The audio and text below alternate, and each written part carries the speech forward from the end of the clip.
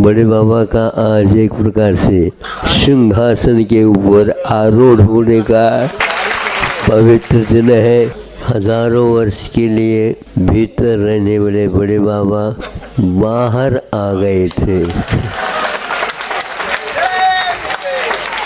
मुहूर्त ढूंढ रहे थे कई लोग, पंडित जी और पंचांग वेत्ता। देवों ने कहा कि नहीं, इसी मुहूर्त पर अब होगा, और 2-3 दिन के बाद जो काम होना था पहले ही हो गया।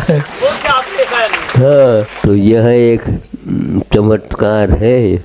हमने कहा यह मुहूर्त तो बहुत ही सुंदर है। तेरी रहमतों का हुआ ऐसा असर बाबा, तेरी रहमतों का हुआ ऐसा असर। खुशियाँ पता पूछती,